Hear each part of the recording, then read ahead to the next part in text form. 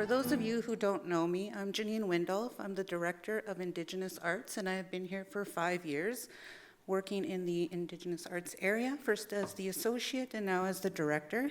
It's been an honor to be able to be part of the Banff Centre and to see growth and changes over the years, and for myself to grow and change over the years. And so normally I like to always share stories of the mountain, but in the past few weeks, I think one of the biggest lessons that I'm carrying with me today has to do with losing two of my sisters in the last month here. And, we always say we celebrate that they walk this earth. And for me, I also lost my ability to walk around the same time. So that meaning had so much layers. And for me, anytime that I was able to walk and go up the mountain, go up the trails, go up on Sacred Guardian Buffalo Mountain and just be with the mountain, I always said that's the biggest privilege I have. And to be able to raise my children who joined me here today and made sure that I could actually be here with you. So, I feel very blessed and grateful. And for me, it's an honor. Even if I'm grieving, it's an honor to be able to have that love, because that's what it is love that I'm feeling.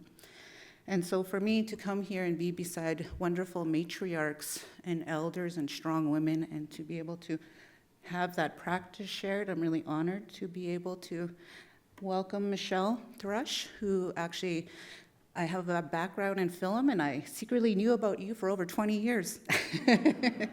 And so when I came to Banff Centre, you were doing a lot of work with the faculty when I first came in as associate, and then recently was part of the story sharing residency and will be coming back for right over here.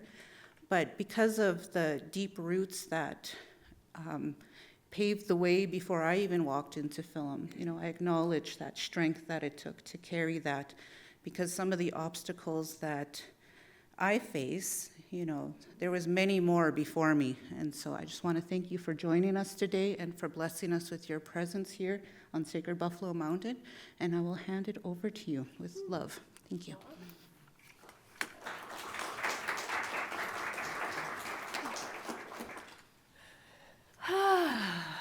Danse. So I know a lot of you, but I also don't know many of you here. I'm just going to talk from my heart. I know I've got an hour to fill. So my name is Michelle Thrush. That's my given name. My true name is Good Feathers Woman. My family comes from Maple Creek, Saskatchewan, Niiganeet Nation, which is in Treaty 4 territory. It's just down in the Cypress Hills. It's about 3 hours southeast of Calgary. So I was born here in the city of Calgary, or not here, but in the city of Calgary. And I'm what is known as an urban Indian. But I did have close connections to my family, so I had some good guidance growing up. So what I'm going to do today is I'm just going to talk a little bit. I'm going to share a lot of what I've gone through as an artist to be here, standing here today. And and then we'll see what happens. We're going to do a Q&A after. So if you would all just indulge me right now. Everyone put both feet on the ground. Thank you. As a director and an actor, this is something I do with my cast, with anyone I'm working with. So I'm just going to take you through a little moment of connection, and then we'll move forward in my talk. So I want you all to understand that we are energy. Our bodies are energy. Our words are energy. Who we are is energy. And I want you to think about your body that you're in right now, that we visit this earth in, to learn and to share and to understand our own selves as love. I want both of your feet on the ground, and I want you to feel the energy of your body coming down through your body and turning into roots coming down through the soles of your feet, going through the floor, the cement floor of this building right now, through the basement, going through the cement floor of the basement and touching the land right here below us. Going down, those roots are pointing down, going down through the earth, through that cool earth, reaching the waterways, going down through the waterways, going down through the rock, the bedrock that is here below us, going down, down, down, through all of the substances that are below us, the minerals, the love, the beauty that's below us, going down, down, down, till you hit the center of Mother Earth. And in the center of Mother Earth, I want you to visualize that there's a beautiful ball of just love, love, love that could be seen any way you want, as fire or colors or just power. And wrap your roots around that center being of Mother Earth, and wrap your roots around, and wrap your roots around, and wrap your roots around that center being, and then come back up with your roots, coming back up. And as you're coming back up with your roots, back up through the earth again, I want you to understand and realize that right here, where we stand, as you're coming up, there are layers upon layers of thousands of years below us, of people who've been here thousands of years. And as you're coming up through those layers, that right here below us, as you're coming up, there's stories in those layers of thousands of years, stories and storytelling. Thousands of years of history of a peoples who've lived here. Thousands of years of laughter and love, and babies being born, and people passing into the spirit world, and ceremonies and songs that were sung.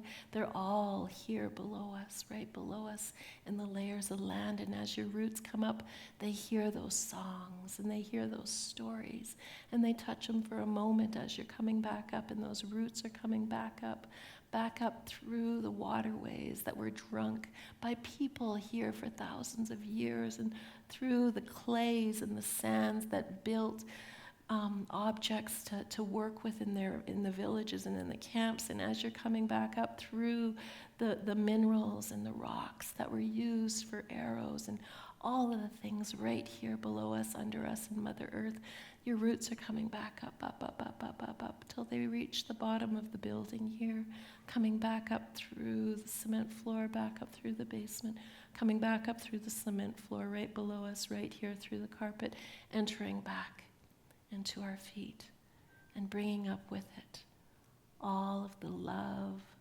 and all of the joy and the stories that belong here on this land that we now call Treaty 7 territory, bringing that up through the roots and nourishing our bodies and nourishing ourselves, and bringing it up to our hearts, and understanding that each one of us here are connected to this land.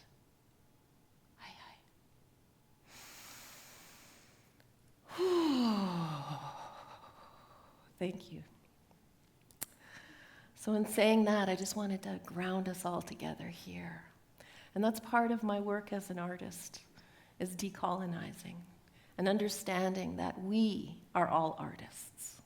Every one of us here, whether you're at the Banff Centre or at the University of Calgary or in the streets of downtown or in another city, we are all artists.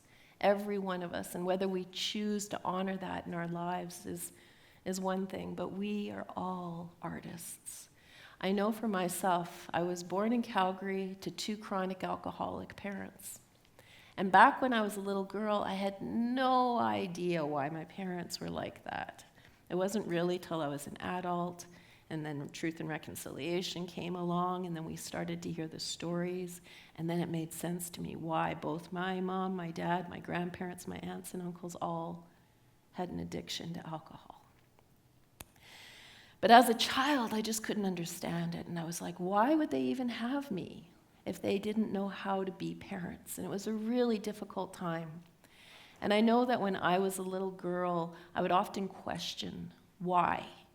And I didn't have heroes. I didn't have superheroes in my life that were on TV, like Wonder Woman and all those, because I didn't identify with them, being a brown girl. I always watched the movies, and I'd be like, why are the Indians always the bad ones? Why do we always see, Native women running through the field from a burning teepee with a white man coming and saving her? Why are we always the ones that were the victims? And this mentality was a part of who I was as a young woman, as a child, trying to figure out we were always the losers. And I remember as a kid, I was always wanting to get my friends together on the block. This one time we lived in Inglewood, And we moved around a lot because my dad was, sometimes he didn't pay the rent, sometimes he got caught with the landlady's wife. Like it was a bit of a crazy time when I was a kid, but I remember a lot of midnight moves out of houses. Anyways, I digress. So I can remember we lived in Inglewood, and I had this group of friends, and some were native and some were non-native, but I would always gather us in my backyard, and I'd put sheets on the line, and I'd walk through those sheets, and I would pretend that I was an actress in New York City or somewhere, fantastical. But my reality also told me that I could never be an actor. That no matter what, I would never have that ability to go on stage. And when I think about it now, I guess that is what I would now term as my cultural baggage. Because back then, I was always like, well, there's things I can do, and there's things I can't do. And sometimes, when I was growing up, it wasn't even about people being outright racist to me. But I knew in my little girl brain that I was less than white people. And back then in Calgary, there was really not a lot of people of color.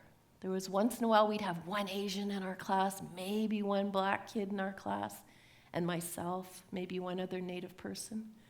But there wasn't a lot of chances in my life to really feel like I had this beautiful light inside of me that I was allowed to shine unconditionally. I knew when I'd get on the bus sometimes, and the bus driver would give me that look, that put me in my place, that told me, don't try and rise up. You aren't equal to me. And that was the message I got as a kid. And I remember my heroes, my superheroes in my life were a lot of times elders that I got to spend time with. Sometimes we'd go down to Siksika, my mom and dad, and they'd go on a little drinking binge, and I'd get left at someone's house. And I remember, or sometimes we'd go and we'd see my grandparents, and I remember there'd be a bit of a drinking binge, but as soon as my cookum started to bring out the ingredients to make her bannock, that's when I knew that everyone was going to start sobering up and things would get better. But I can remember thinking when I was a kid that I wasn't rich, but it wasn't about money. It was always about culture and family. That's who I considered to be rich, was people who took their kids to powwows, who taught their children language. And I didn't have that. My parents were so damaged and so traumatized from their own upbringing that they couldn't give that to me. So I grew up with a lot of shame, feeling unworthy, feeling like I couldn't be a part of things. I was often getting into fights in school. I didn't fit in very well. And it was at Bowness High, which Peter here, he came up and reminded me that we went to Bowness High together, which was like 38 years ago or something. But I can remember going to Bowness, and you probably didn't know this, but I got treated really badly a lot.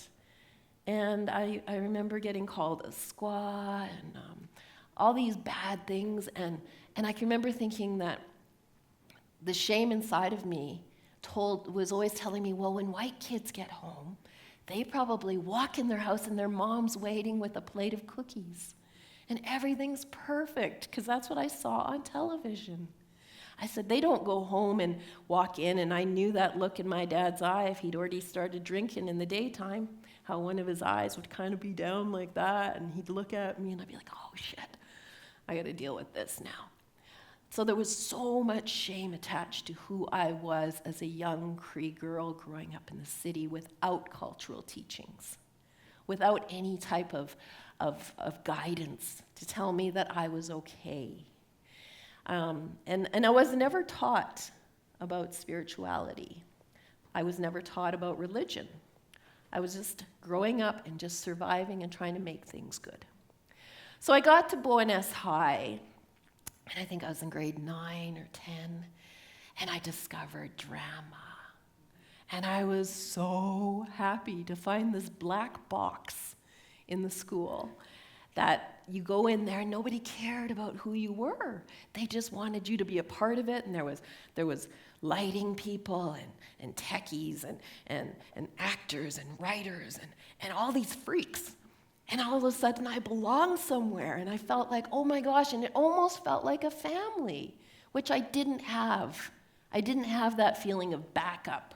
My cousins were all in Saskatchewan or in Siksika. So I didn't know what it meant to have those people behind you. I didn't even know that I had all my ancestors behind me, watching out for me back then.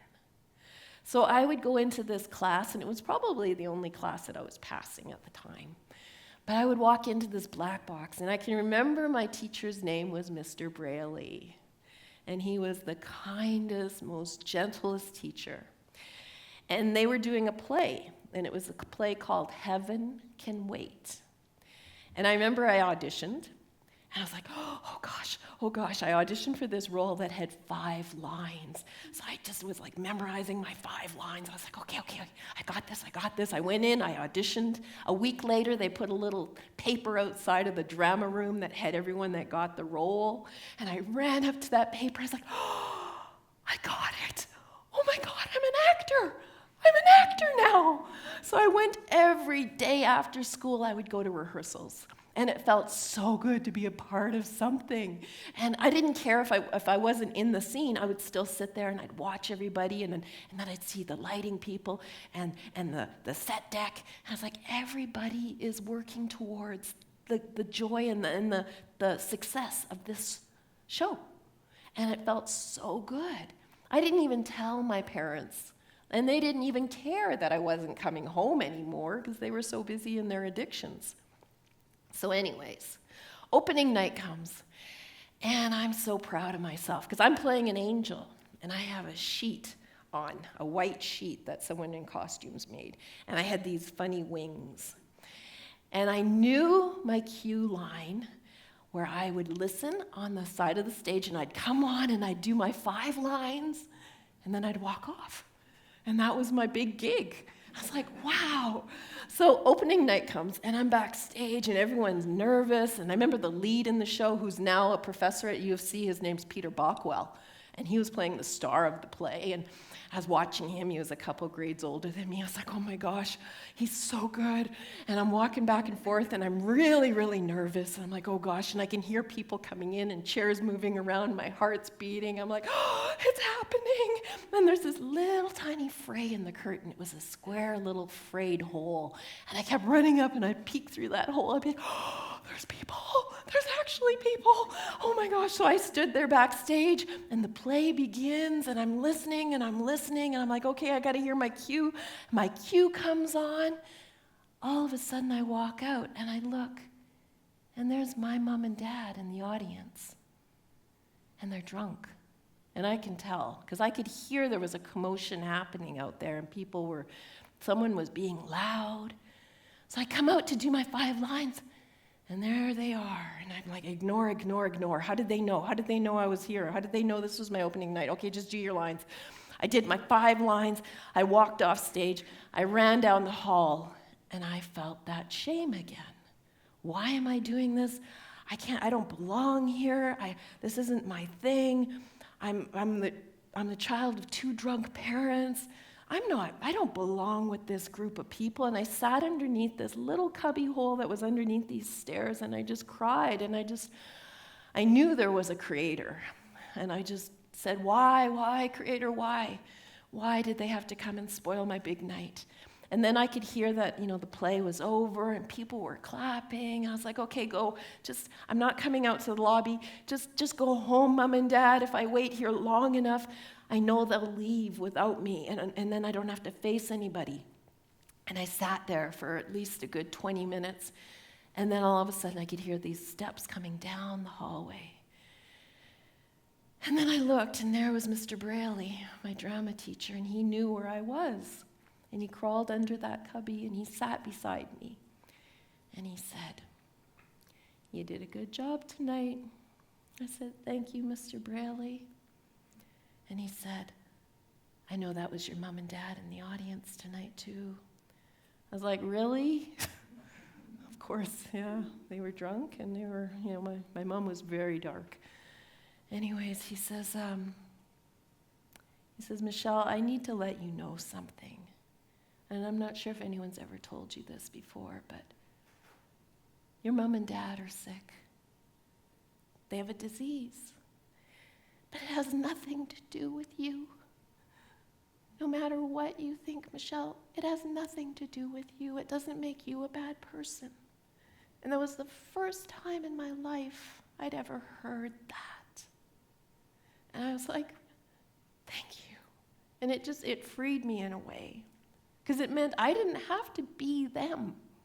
I didn't have to carry on this sick behavior of trauma that my mom and dad knew so well. So I used to go in the trees when I was a kid. That's where I would go to talk to Creator. I remember when nothing else worked and everything was in chaos in my home and there was fighting and arguing and tables breaking and all the stuff that goes along with growing up in an alcoholic home, I would go out to the woods and I would sit under the trees and I would talk to the trees because I didn't know who else to talk to. I didn't have siblings. And I'd sit there and I'd just tell them everything in my heart, and I'd be like, and then this, and then that, and my mom and dad, and that, and this, and I don't feel like being alive sometimes, and I don't know why they had me because they don't know how to parent me, and there's so much pain in my home and in my heart.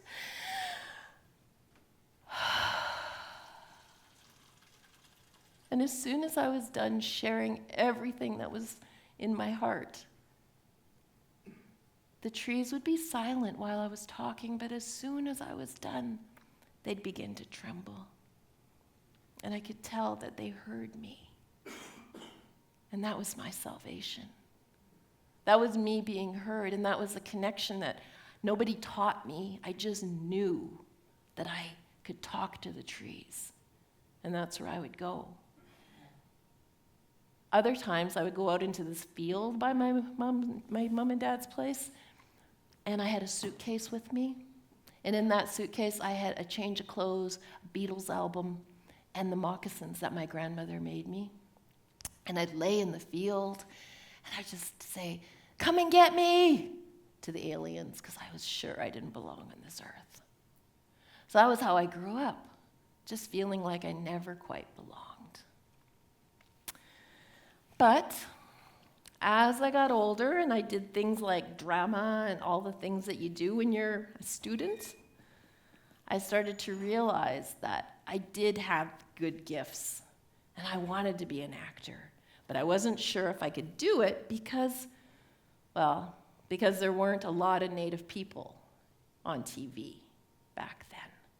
I remember there was a movie called Running Brave back then, and Robbie Benson, who was Jewish, played the lead Native guy. So there was no way I was going to be an actor, but then I ended up meeting this elder whose name was Gordon Tutusis. And I was in high school, because I ended up going to this high school called the Plains Indian Cultural Survival School in Calgary.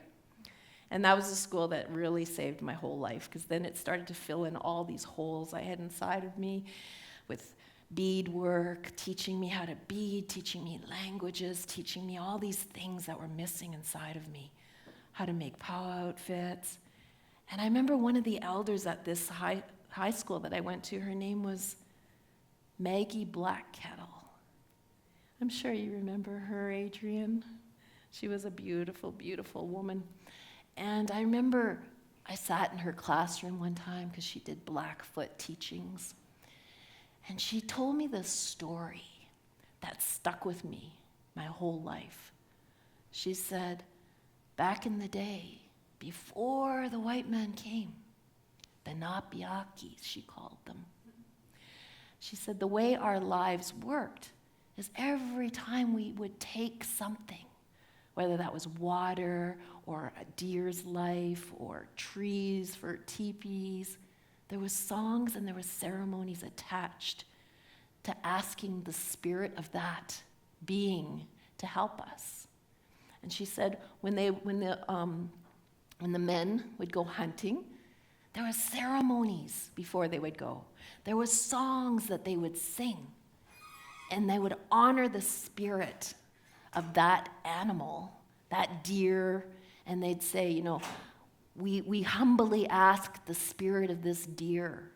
We humbly ask you to help nourish us and to allow us to use your bones for tools and your hide for warmth. And they acknowledge the spirit. And this could sometimes take a whole day or two to go through these ceremonies. Every nation's different, but she told me about this. And then she said, and then they would go out, and that arrow would connect with that deer, and the spirit of that deer would lay down, and then we would take the animal and we would use it to live, but we would acknowledge the spirit of it. And she said, so the spirit of the animal would come up, and it would go around and would come back down into this life again, and it would enter into another deer baby. And that was the circle of life. She said, that's how life works. You can't just take without acknowledging. And that doesn't matter if it's trees or deer or anything, water. She said, you always have to be grateful for what you take, because we're not that important as human beings. We're just the same as anything else. We have a spirit, and we need to connect our spirits in order to have that nourishment. And she told me, she says, what's happened now is these newcomers come over and they start shooting at the buffalo without acknowledging the spirit of that buffalo. And then the buffalo goes down, and the spirit goes up and says, oh, well, I ain't coming back. You didn't acknowledge me. I'm not coming back. And that's how extinction began to happen, was taking the life without acknowledging the beauty and the kindness and the love of the spirit. That was where extinction came from. That's where the water started to go away, the spirit of water, because we aren't being grateful for what we have. And that was our way of life before contact was made. So I wanted to just put that out there, because Maggie was to me like a superhero when I was a little girl. And it was those kinds of connections that really helped me. Now, after I went to PICS, Plains Indian Cultural Survival School, they had no drama class. And everyone knew I loved drama. And my principal at the school got a phone call from Edmonton saying, hey, we're shooting a film in Edmonton, a feature film. We're looking for one more character, a 16-year-old Native girl. Would you happen to know one? And my principal's like, yeah, there's one girl in this whole school who we can't shut up. You gotta come meet her. So they drove down from Edmonton, and I auditioned in the math room. And I got the role. And that was my very first film. But again, in my brain, I'm like, well, that's really nice, but I can't be an actor because there's not enough stories out there to be told. But then I met Gordon Tatusis, who was my friend Willeen's uncle. And when I met him that night, I remember the first night I met him, I'd seen him on a few things. And I sat down with him and we drank tea till 2 a.m. And I was like, oh, and I love acting and I want to do this and I want to do that, but I can't because there's not enough stories and it's just not feasible. Like if I want to be an actor, there's not going to be any movies that cast us because they cast Italians all the time to play us. And he's like, Michelle, if you want to be an actor, do it. If you want to tell our stories from a place of honesty and goodness, you have to do it, because the more people we can get doing this, then we can reclaim the narrative. I don't think he used those words, but you know what I mean. Anyways, so he encouraged me and he pushed me, and eventually in 1989 I moved to Vancouver and I became an actor officially. I got an agent, I got a headshot, and it took some time. Like I was in a restaurant working as a waitress for quite a while because, again, there was no auditions. And it wasn't until 1992. That was later. But in 1992 was when Dances with Wolves happened. And that was the real beginning. I didn't get cast in it, but whatever. Just kidding. No, but Tantu was in there, Graham Greene, Rodney Grant. Oh my gosh, it was the beginning of a whole revolution that was about to happen. And I can remember thinking, oh, now I've got a chance. Then North of 60 happened. And I got cast on there as the town tramp. No, I was kidding. No, I split up Tom Jackson's marriage. I know it was a bad thing, but my character did. I got cast as Sylvie Lebret, who had an affair with Tom Jackson, the chief, and my husband found out and held us hostage in the band office, and then Tina Keeper's character shot my husband, and then we had an affair, and it was like this whole thing, and Elsie hated me, and then I'd go up north to do stuff, and those women up there would gun me down. They'd be like looking at me like I did something really bad, and my mom would get calls from the old women going, "Why did she do that? What is wrong with your daughter?" I'd be like, "Oh my God, this is not real." Anyways, it was funny. But back then, I got onto North of 60, and then I got onto a whole bunch of other things, and eventually I got onto a show called Blackstone. And Blackstone was the first indigenously produced, directed, acted show. And I can remember season 1 coming out, and I was like, oh my gosh, are people gonna get it? There's so much swearing in it. And I'm playing a chronic alcoholic. And I've never been an alcoholic in my whole life. But I feel like I had a PhD in it, because I grew up studying it so closely, and I knew the movements of my aunts and my mom and my cookum when they'd start drinking, and how their body would be, and they'd be like, and I started to pick that up in my body, and I put it into my character, and then pretty soon we get through season 1, and Gordon Tatusis, we'd already worked together, 20 times, but now we're playing like allies on this show, and I loved Gordon with my whole heart. He was like my dad. And season 1 comes out, and I'm scared. I'm like, oh my gosh, I wonder what people are going to think. And people loved it. And then all of a sudden, I couldn't go to Walmart without getting recognized. And my kids are like, I don't want to go to Walmart with you, Mom, because everyone's coming up to you. All the Native people are coming up to you, and they're telling you their stories of how alcoholism affected their lives. And we'd go to powwows, and people would come up, and they'd share their stories of how alcoholism was their mother and their father, and how my character gave their mom a story for the first time, how finally they understood why their mom was a chronic alcoholic and how painful it was to watch a parent destroy themselves. And that was what I wanted to do with the characters, to give her a reality, to give her life. And so season 1 comes out, and people love it. And then we go to head into season 2, and we lose Gordon. He passed away. And it was really painful. And not only that personally, but for our cast, and they had to rewrite everything, and it was a really difficult time. And at the end of season 2, I was done filming. I'm still in my hotel room. I think we had a few days left, but the producers phone me and they say, Michelle, guess what? You've just been nominated for a Gemini Award. And I'm like, what is a Gemini? And they're like, well, it's like a Canadian Oscar. I'm like, what? I didn't even know what that was. They're like, yeah, you've just been nominated for the best lead actress in Canada. And I was like, wow. So we finished season 2. I call up Gordon's daughter, Disa, who I was good friends with, and she was a designer, and I said, I just got nominated for a Gemini, and I'm wondering, can you make me a dress? And if I win, I'm going to dedicate it to your father. And she's like, of course. So she came, and she did measurements and made me a dress, and I get to Toronto, and I remember I have my dress on, and there's all these white women. I'm like, oh my God, this is really weird. I don't belong here. What's happening? And there's, CTV when you're on the red carpet. They've got all these microphones, so CTV's like, oh, Michelle Thrush, what are you nominated for? And I'm like, Best Actress. Oh, where'd you get your dress? Disa Tatusis, Pelmaker First Nation.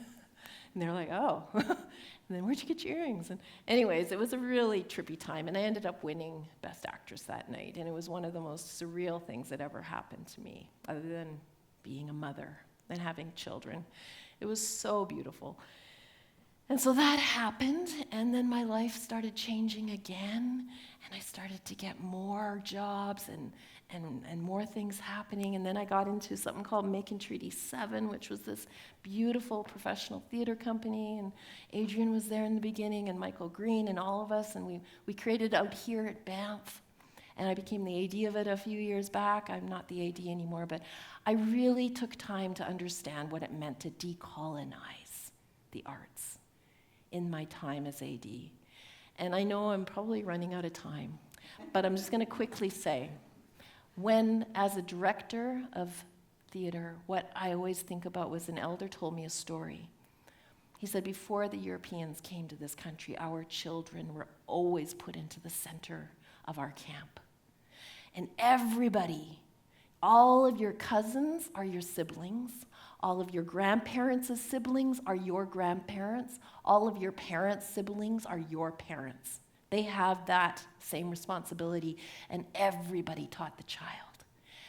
That the children in our communities could go to anybody and get advice and get help and get teachings to know who they were. And our children grew up strong, knowing who they were.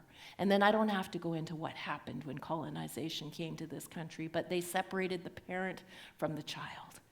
That's the genocide that took place, is our family systems. So when I direct a show, what I say is I bring our cast together, and I always say we are the parents, grandparents, aunties, and uncles, and siblings. The story is the child. We all, as a family, contribute to the center of this circle and allow that child to grow up to know who it is with the correct teachings and guidance of us as a crew and as a cast.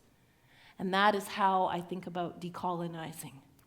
We begin our process with a feast every time to invite in the grandmothers, to invite in the spirits, because Indigenous people, we've been storytelling for thousands of years. This is nothing new to be an actor. We have been carrying our stories. If you go to powwows, you'll see that the dancers, they dance, they talk, with their body, the movement of what they are, they talk, they teach about a sneak up is all about how they went and they found a certain animal and brought it down. The chicken dance, there's a whole story, the arrogance of the prairie chicken. Like, all of it is storytelling. Every part of who we are as a people is creativity. Our languages is creative. Everything that we do is about telling our stories and contributing to the center, allowing that child to grow up, to know who it is, to be alive, to understand what its mission is in this world, is to know itself, to know we are all love. Every one of us here are love. And that's what I do as an artist, to transform ourselves from the stories that we were told as children, that I wasn't good enough to be here, that I wasn't good enough to take up space in this world. That's the story that I grew up with. But I learned how to transform that story, because every single thing that's happened to me in this lifetime, everything, the good and the bad, every part of it has made me who I am. And I would never change a single thing, because it created this strong woman that I am, that knows how to laugh at it all. Wah, wah, look at all you fancy people. My goodness. Wow, you're so quiet. Hola. Don't worry, I'm not going to hurt you. My name is Coco Martha, and I come to say hello to all you peoples. My. Oh, look at you all sitting here. Wah, wah, my goodness. I'm so honored to be here right now. And before we go any further, I just want to acknowledge that we're at the Banff Centre. Just jokes. Yeah, just kidding with you. Is there any white people in this audience? Put your hand up. Don't be embarrassed of who you are. Oh, good. Yeah, good for you peoples. You're going to have to get used to getting teased, huh? Because that's what we do. We tease you, so don't take it too serious. My, I come a long ways to be with you here. All you peoples here, I come a long way. All the way over there. This woman here, she invited me to come spend time with you. She say, Kukum, you come talk with these peoples. I say, okay, I come see them. So I go jump in my car. My grandson, he comes up to me. He's just a young man. He says, Kukum, where are you going? I said, I'm going to Banff. I'm going to go talk to a bunch of people out there. He says, you're going to get lost. Are you driving? I said, well, I'm old. I'm not stupid. So he jumps in my car. And he puts this little box in there with some wires, and he calls it a GP something. I don't know what you call those. What you young peoples, you must know. What do you call those boxes, huh? A GP what? Huh? What you call them? A GPF. Okay. So you call him a GPF, huh? So he puts this GPF in my car, and he puts the Banff Centre.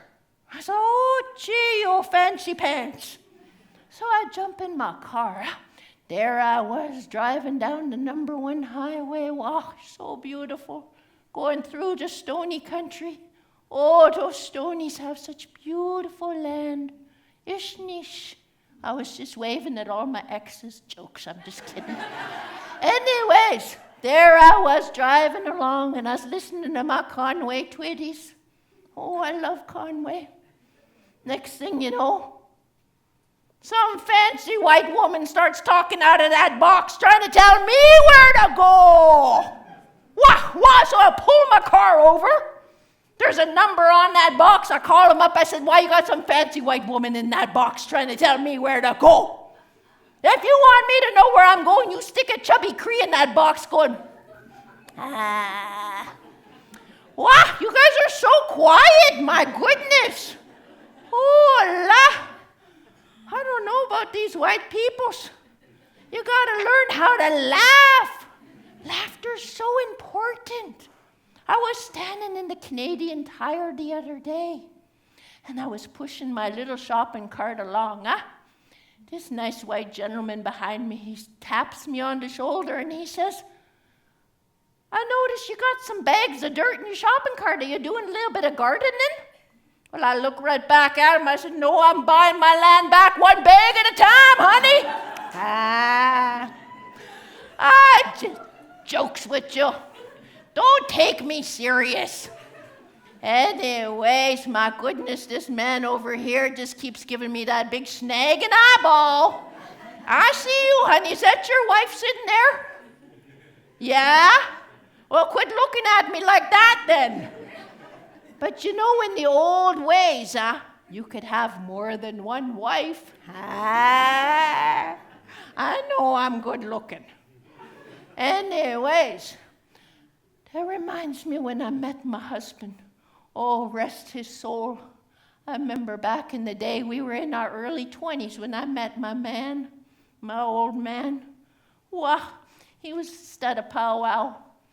I was looking at him. He was looking at me with that big snagging eyeball, just the way he's looking at me. And I just thought, no, I'm gonna pretend I don't even notice him. You know how us women are, huh? Just pretend. Next thing you know, I noticed he come walking all the way around the powwow, come stood right beside me. Not even shy. So I just move over a little bit, just listening to the powwow. Next thing you know, he reaches over and he whispers in my ear and he says, nice cheekbones.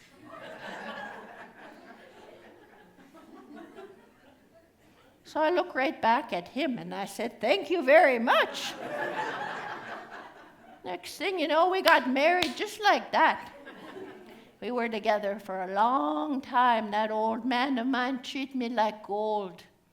Oh, gee, you know, that's why I come here. I come here for a very important reason. I wanted to share an old Cree song with you. It was about our womans, all our womans in this land. We are the keepers of life and the heartbeats of our nation, huh? I want to respect the womans. If you're a woman, put your hand up. I want all of you to be respected in this audience right now, all you women. I want to teach you an old Cree song that talks about it. I need some volunteers to come down here, though. Oh, no one wants to look at me. And you know, if I come tell you to come down, you can't say no to an elder, huh? Oh, come on, honey. Yeah, you're good. Come here. I want you to stand right here, huh? Well, come on down, you young whippersnappers. Come on. Come on. Don't be like that. Don't be shy like that. Your ancestors were good people. You'll be proud of who you are, huh? Oh, good. 3 of you. It's perfect. I'm going to teach you some old Cree moves first, and then we're going to do an old song. Ready? Go like this. 1, 2. 1, 2. Again. 1, 2, 1, 2. Now here's the tricky part. 1, 2, 1, 2. 1, 2, 1, 2. We're calling in the elders in the spiritual way now, the grandmothers. Oh, this is an old Cree song. Okay, can you guys, I'm going to teach you some Cree. You ready? This is old language here. Ready? Go like this. Sachtumi.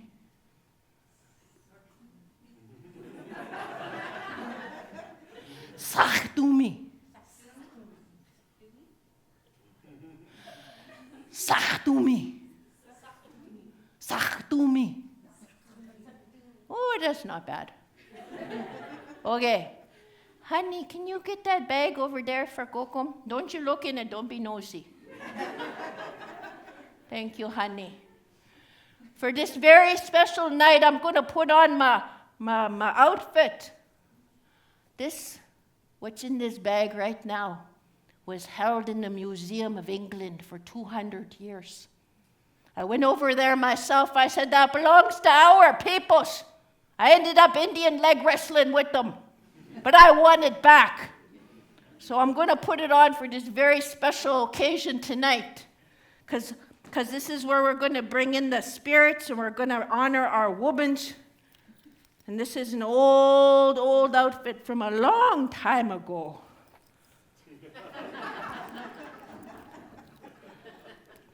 It helps me dance better. Okay. Okay, you guys almost ready? We're going to go through it again. Go 1, 2. 1, 2. Old Cree moves.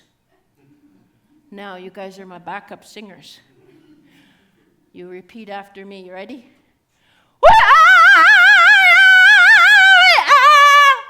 Go.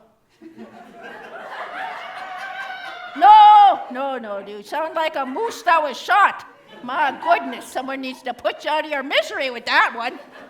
Okay, we're going to try a different angle here. Okay, ready? 1, 2.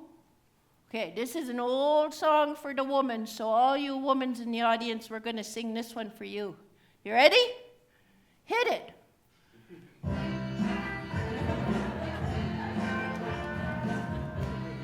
Woo.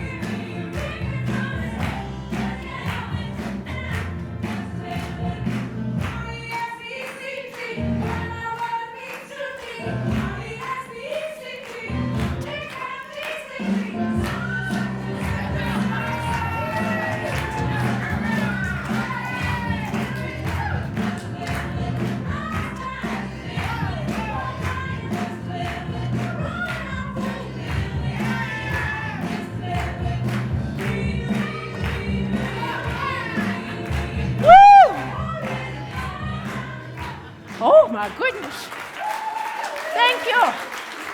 Okay, you can go. Thank you. Oh, gee, thank you. Cookum loves you now. Get off my stage. Oh, gee. Feel like I might have put out my right plastic hip on that last move. But I made your liver quiver, didn't I, boy? You betcha. Wow. Well, Cookum's got to go now.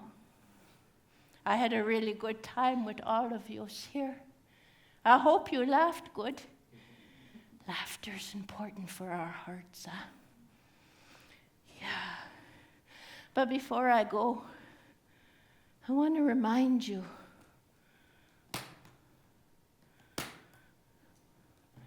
we need to visit more.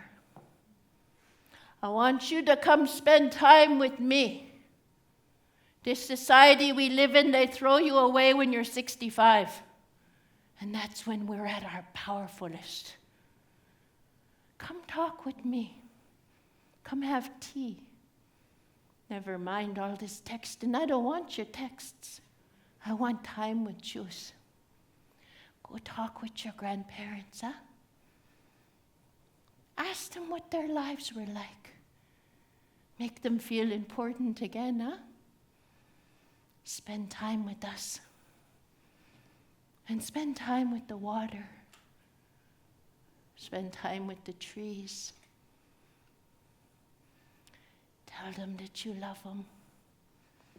Oh, gee, I had a good time being here with yous. So much goodness in this room. Well, what the heck are you guys all staring at? Go find your own inner elder.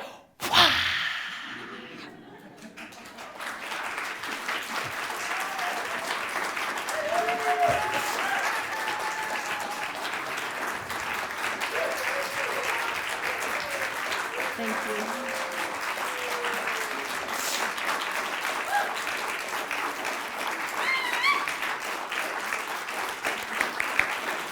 Thank you.